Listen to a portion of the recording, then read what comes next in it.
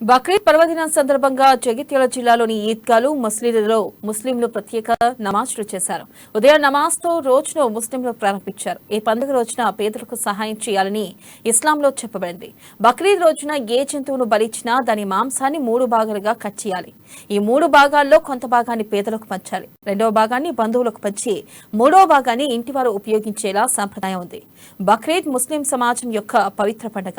ఇబ్రహీం త్యాగం మరియు అల్లాహ్కు విశ్వాసుల భక్తిని గుర్తు చేసే రోజుని చెబుతూ ఉంటారు.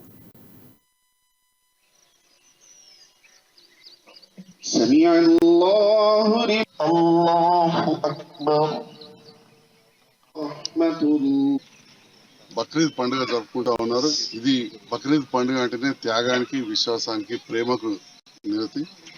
అదే విధంగా హిందువులందరూ కూడా ప్రపంచవ్యాప్తంగా తొలి ఏకాదశి పండుగ జరుపుకుంటున్నారు. ఈ ఆషాఢ మాసం అయిన తర్వాత మొదటి పండుగ ఈరోజు జరుపుకుంటున్న సందర్భంలో హిందువులకు, ముస్లిం సోదరులకు అందరికి కూడా పేరు పేరున జగిత్యాల శాసనసభ్యునిగా శుభాకాంక్షలు తెలియజేస్తా ఉన్నా. మరి తొలి ఏకాదశి సందర్భంలో కూడా మన హిందూ కుటుంబ సభ్యులందరూ కూడా కుటుంబ సభ్యులు బాగుండాలని, అదేవిధంగా చాలా మంది కూడా అందరినీ కూడా ఈరోజు ఇంటికి పిలుచుకొని పూజలు చేసుకోవడం జరుగుతూ ఉంటుంది. అట్లనే జగిత్యాలలో ముస్లిం సోదరులు బక్రీద్ సందర్భంగా ఈద్గాలో, ఖిలాలో, జమా మస్జిద్లో నమాజులు చేసుకోవడం, వారు దేవుణ్ణి ప్రార్థించడం, दुआ कर लिए।